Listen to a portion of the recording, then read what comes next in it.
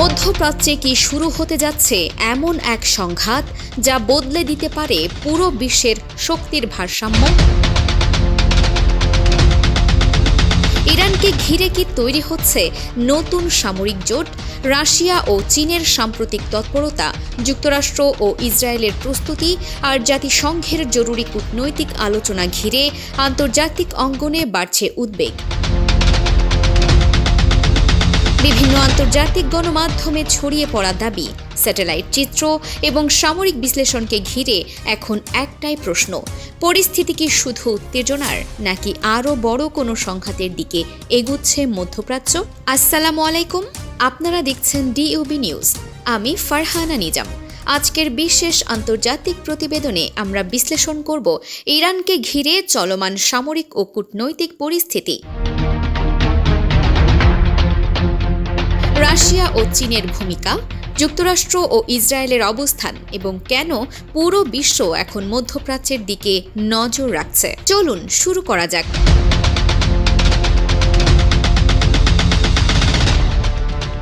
দীর্ঘ কয়েক দশক ধরে ইরানকে ঘিরে আন্তর্জাতিক রাজনীতি নানা উত্তেজনার মধ্য দিয়ে এগিয়েছে।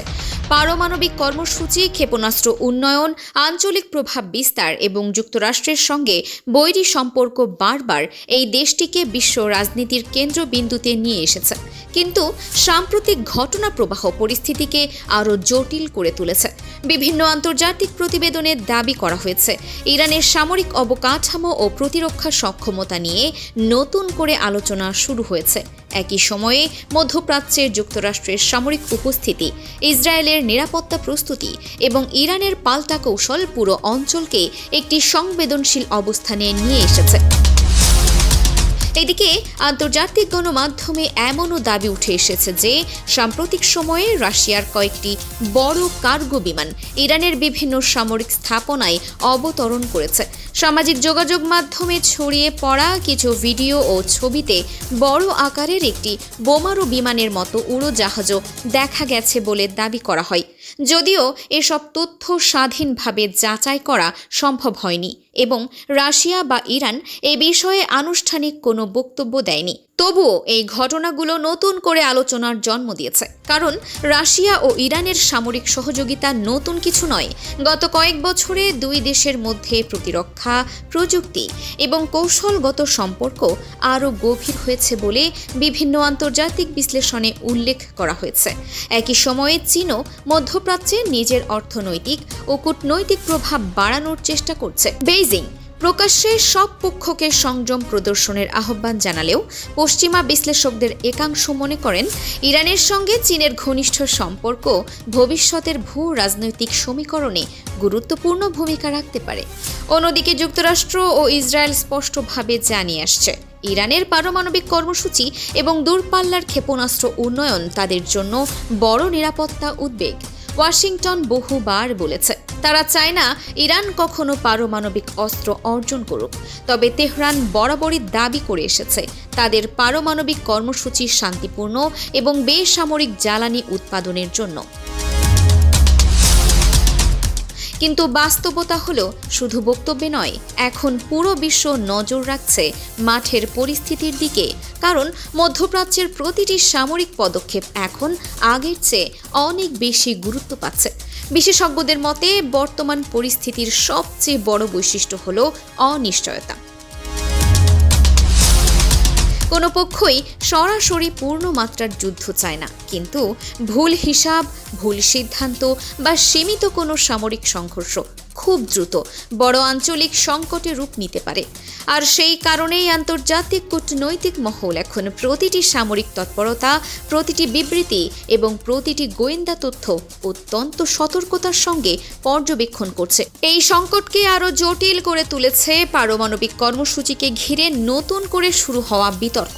সাম্প্রতিক সময়ে বিভিন্ন আন্তর্জাতিক গণমাধ্যম এবং নিরাপত্তা বিশ্লেষকদের প্রতিবেদনে দাবি করা হয়েছে ইরানের কাছে উচ্চমাত্রায় সমৃদ্ধ ইউরেনিয়ামের মজুদ আগের তুলনায় অনেক বেড়েছে।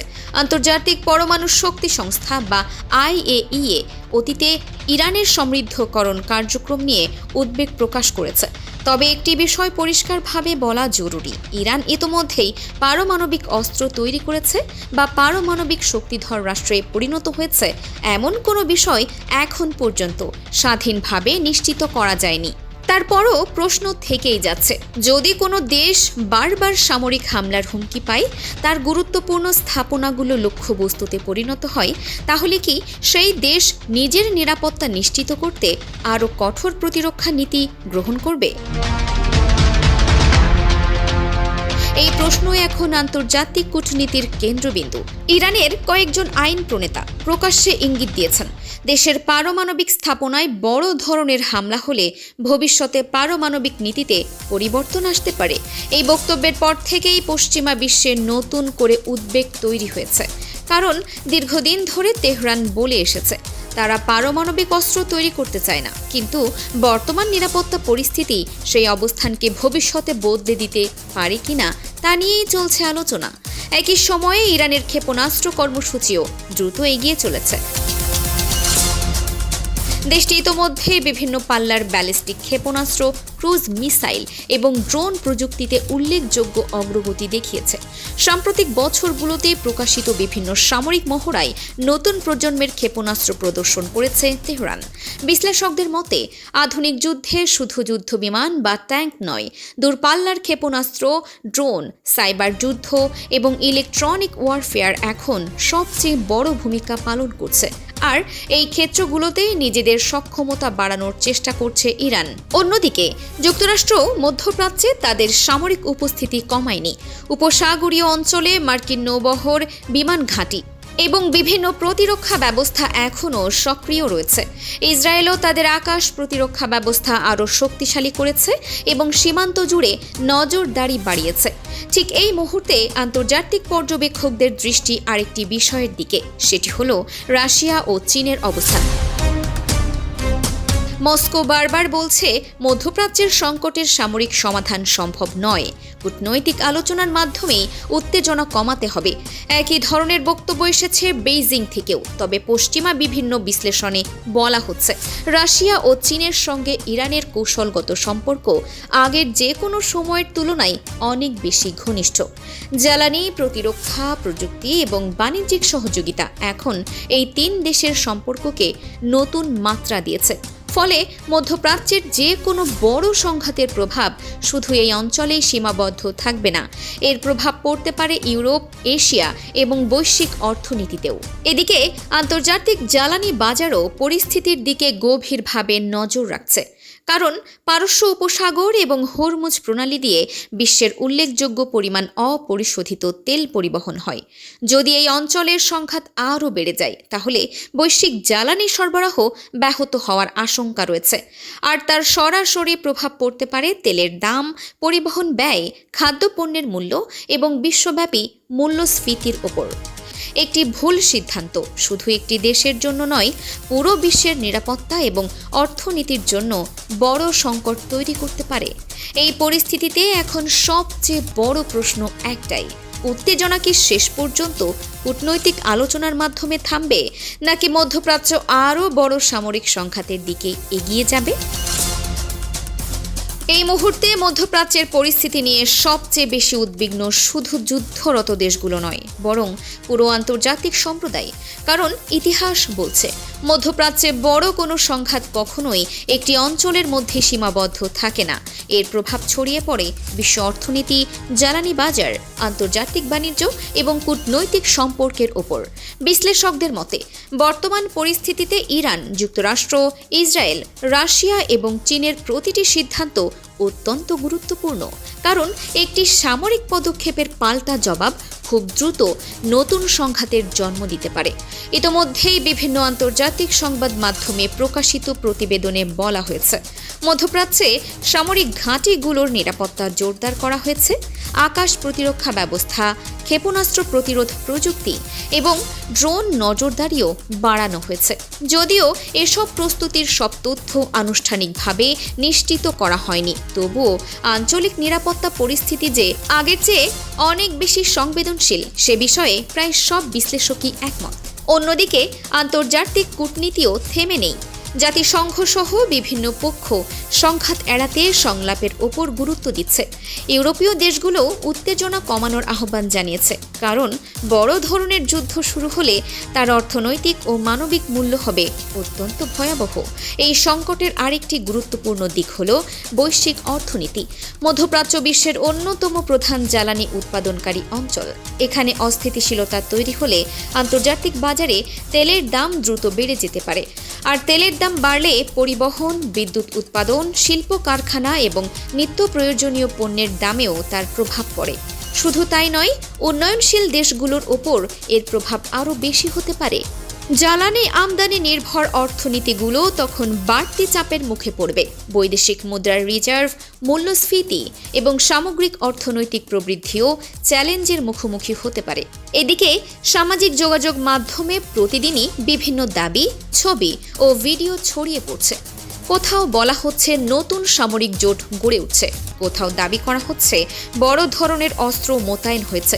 কিন্তু এই সব তথ্যের একটি বড় অংশ স্বাধীনভাবেই যাচাই করা সম্ভব হয় না।